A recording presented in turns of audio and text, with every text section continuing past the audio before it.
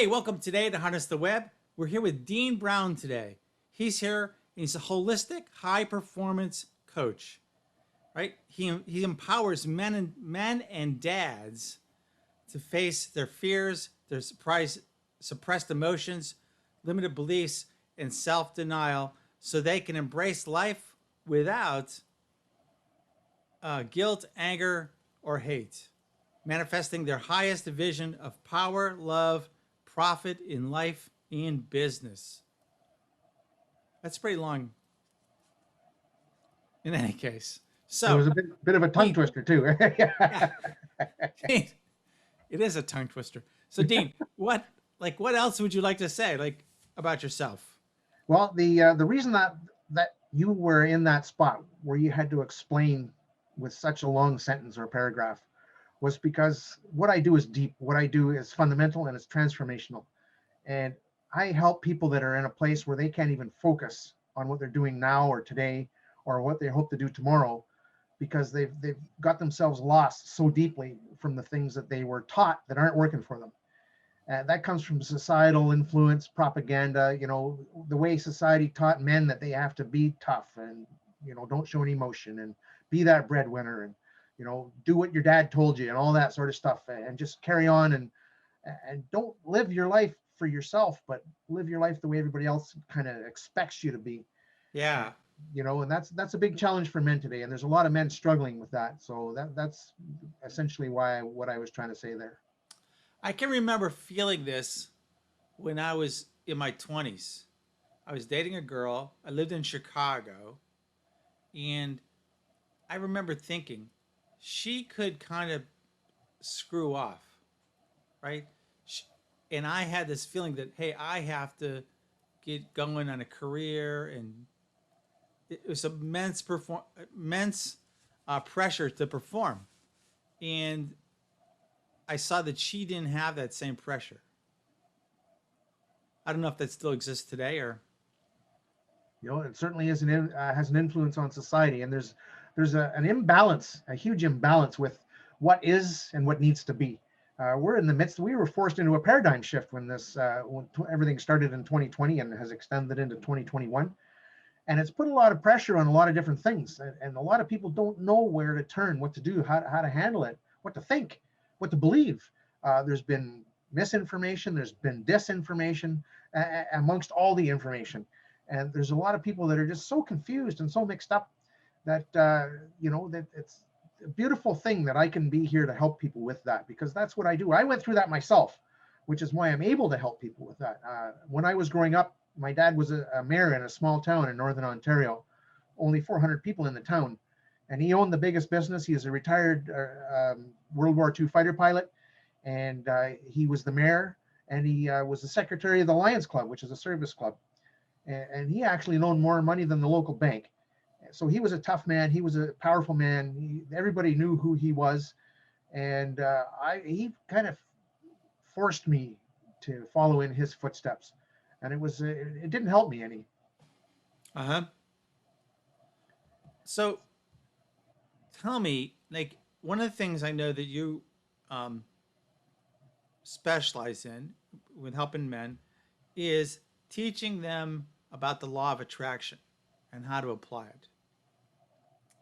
Can you tell us about that? Absolutely. Absolutely. So a lot of people don't realize or want to believe that we are actually spiritual beings having a physical experience. A lot of people feel that, you're born by chance, you live by chance, you die by chance, and that's the end of it. But in all reality, everything happens by law. There is no chance.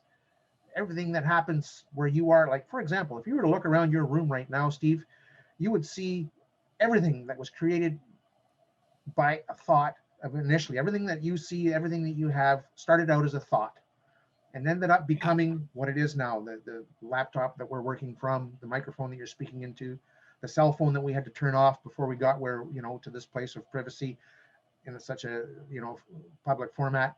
And for example, Edison, when he created the light bulb, okay, this is a very good example of it.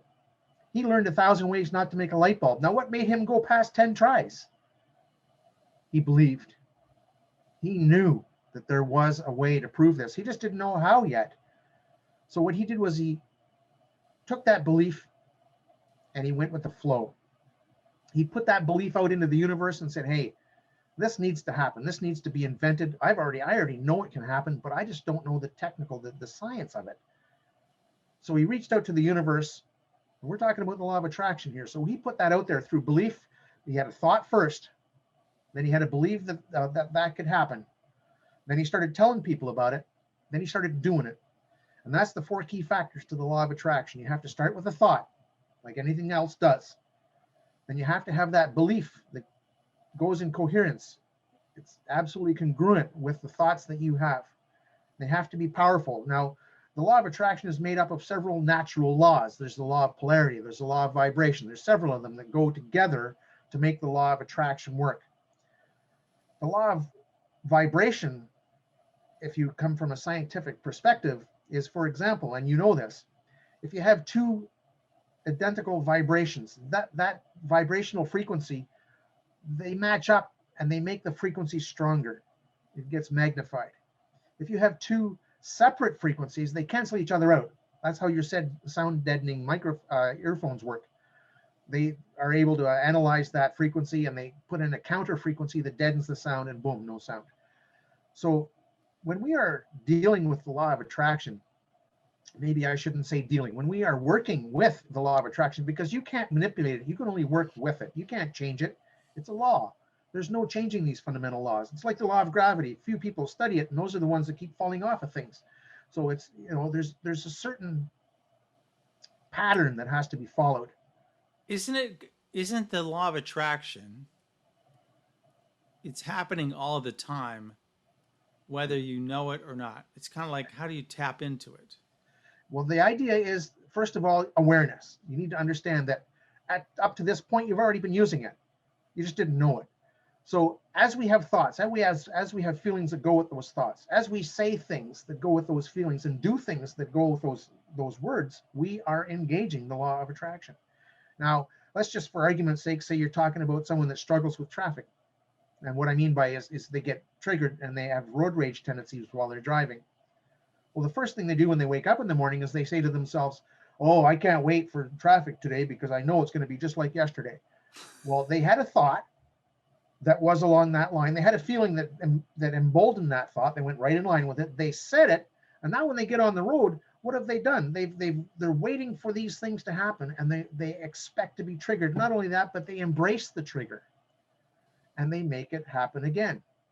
Now, if you take that very same principle and apply it to the opposite, and we'll use road rage again, and you wake up in the morning and you say, I know that I'm going to have that traffic experience, but I'm not going to let it affect me. I'm going to be positive, knowing that guy that did that, or person or whatever that pinched my lane or, brake checked me, they didn't sit at the kitchen table last night waiting for Steve to show up in that lane at that time. Are you sure? So 100%, brother, right? And as soon as you come to that realization that the external world is not all about you, until you start manifesting what you want to have in it, that's when you start to realize that, hey, wait a second, I can change this. That's an interesting point, that it's not about you. And then kind of starting from there. Yeah.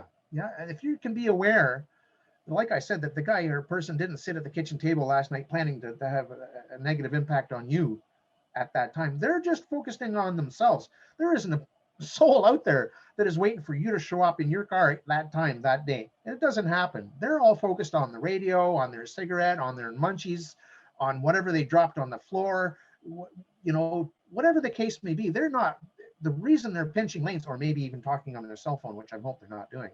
But this is what happens. People think, wait a second, why'd that person do that? No, that's not what it is.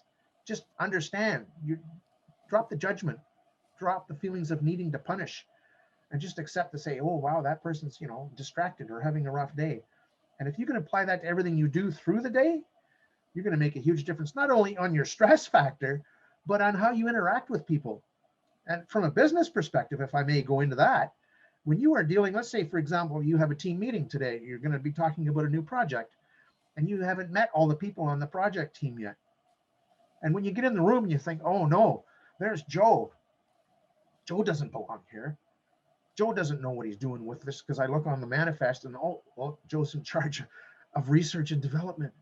Joe doesn't even know how to doesn't even know what Google is. You've just judged and you've just punished in your own mind. And instead of focusing on those weaknesses, you need to say, hey, Joe's here. But wait a second, he's in the wrong aspect of this team. He needs to be over here where his strengths are.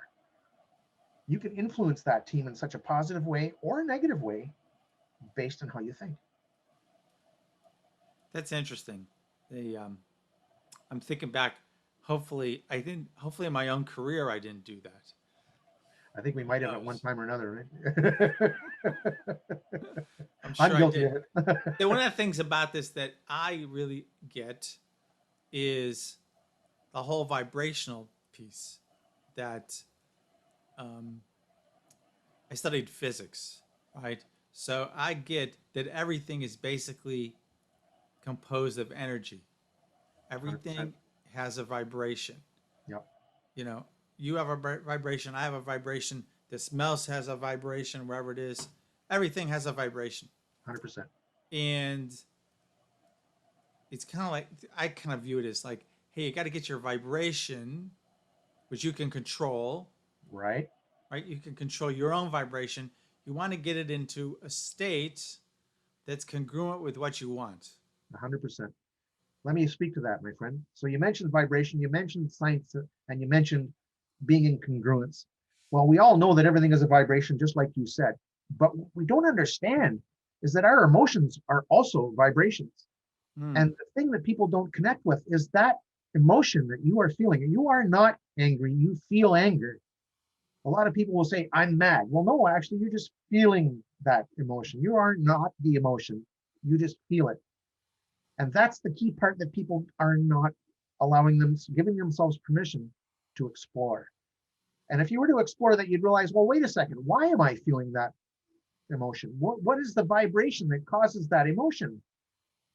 If you study it far enough, you'll find that our spiritual self is a vibration, but it's always the vibration of love, nothing else.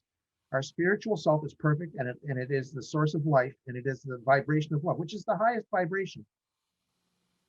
When we are feeling emotions, it's our spiritual self communicating to us. You remember that game we played as kids, hot, hot, cold, cold? You're getting warmer, you're getting warmer. No, Yeah. no, colder, colder, colder. That is how our emotions work when our spirit is communicating to us. Our emotions are a signal from our spiritual self saying that we're either getting closer to the vibration of love or getting further away from the vibration of love. So if you're in a place of anger, stress, frustration, anxiety, guilt, all those things are way down there where you are not vibrating with respect to love. And that's where all the judgment is. That's where all the thoughts of punishment are. That's where all the crap starts and ends up having it be the same thing the next day. Now, you can have the same thing the next day, but you can also choose it differently. So if you are finding yourself um, in that, like where you have a recurring theme in your life, I just make it up, I don't know, you tend to be angry or you have an angry response to things, and you finally notice that, what can you do to change that? So one of the things that I work with my clients, and many of my clients struggle with negative thoughts, and from a very, very powerful place, which of course falls right into that alignment with those four key factors: think, feel, say, and do, right? So when you're in that habit, you're in a rut. And what you do is your brain is repeating a program, repeating a pattern. And Joe Dispenza talks about this, about rewiring your brain, how to lose your mind and create a new one. Breaking the Habit of Being Yourself is one of his books. And the whole idea is to understand that habit that you have, give yourself permission to observe it, give yourself even more permission to understand the opposite of it. So you're labeling that emotion, you understanding what the emotion is, you understand how it's harming your day, your life, your spirit, your future. You choose the opposite. So one of the exercises that I use is positive negative. So with my clients, I either give them the PDF or I have them write it on a piece of paper, one line down the middle, one line across the top where you can put negative on the left, positive excuse me, positive on the right, three sections, your top three negative feelings or emotions or thoughts. Write them down. The ones that get you the most every day, the things that trigger you the most every day. Now, here's the catch. On the positive side, write the opposite of those negative emotions. That would be the most powerful opposites you can imagine. The most amazing thing is 9 out of 10 of my clients have never thought of that before. They've never even considered there could be something different. They just accept it, dig in, and go with it and wonder why it's always the same. That's the key to changing how you think and how you feel, is to not only realize that it's negative, but give yourself permission to not only think of the positive, but practice the positive. So the second part of this whole exercise would be to write that positive thing down. Leave room for proof. Put a little spot there, proof. And the whole idea being, take that paper with you everywhere you go through the day. Fold it in the middle. So you got negative one side, positive on the other. Don't look at the negative. You already know that by heart, right? It's the positive side you're not familiar with. When you're feeling that negative, pull out that piece of paper and say, yes, this is the part that I'm not practicing. Let's practice that. Practice it, see the results, and then write down the proof that it works. And each time you have some more proof, you'll realize, wait a second, this is working. This is happening. I'm actually changing my life. And use that proof to remind yourself not only that it can happen, but you are doing it. And you're actually physically, on purpose, by giving yourself permission to do this in the first place, changing your life. That's cool.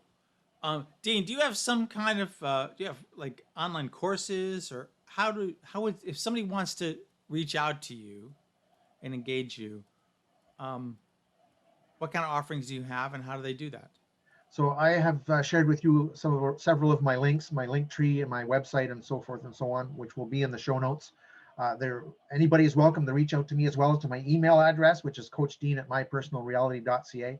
I am developing an online course. I have the content for one, I just haven't published it yet. And I'm going to very, very soon be doing master classes to promote my coaching course. But I have a high performance coaching course, either 4 months or 12 months, depending on how much you want to dig in and how much you want to change, for business experts that are in a place where they realize that, they're in a rut, they're not getting that thing they need. They've been doing the wrong thing for 20 years based on what everybody else is saying. It's time for them to become their true self. And by all means, just reach out to me. I'll have an assessment. What I do is a free assessment call, generally an hour, where this is something that's going to take time to change. So we would be speaking for an hour. I would be asking you questions about who you are, what you're doing, why you want to change it, what you want it to become. And then I will show you in a couple of simple steps, whichever tool I need out of my toolbox, because everybody's different, everybody's unique. I will give you an opportunity to take 1 week to use my techniques to change. And we will communicate again in 1 week. If you haven't experienced change in that 1 week, I will refer you to someone that can help you better than I can. Or most of the time, I haven't actually had it not happen, where the person's come back together in the week and they say, wow, what a difference that made. I want to work with you, because it worked for me. That's how I know it'll work for them. Because after 2 attempts at suicide, there's not much that I try that doesn't work. And I had to make it work because it was that or death. And I've been in a place where I've lost everything but my life. I lost my 5 kids at one time. I'm regenerating that growth. I lost my career. I lost everything at one time. And if I can get back to that place of happiness and joy, and you see the smile on my face, I'm a happy guy. If I can get back to that place, I can help you get back to that place. That's cool. That's very cool. Hey, I want to thank you for being with us today and sharing your knowledge and sharing some ideas for people. And give us the link again to reach you. Your email address is coachdean@mypersonalreality.ca, and my website is www.mypersonalreality.ca. And so in it's the show, I'm sorry. Go ahead. It's mypersonalreality.ca. Correct. Okay, cool. Yep. Because to some people who will just listen to this while they're driving in a car or whatever, and we want to make sure that they get it. Absolutely. Yeah. I'll say it again. Mypersonalreality.ca is my website. And all of my links are in my website, and you'll have a bit of an experience as to who I am and what I do there. What else do you have to say about today? I appreciate being on with you today, Steve. I appreciate your time. And it's a beautiful day here in Toronto, Canada. I'm looking forward to, I got to go move the sprinkler because we're watering our lawn. Awesome. And the law of attraction is a wonderful way to live, my friends. If you have any questions about that or anything else, spirit, mind, or body, reach out. I will help you. Thanks again. Thanks for being here. Thanks for having me, Steve.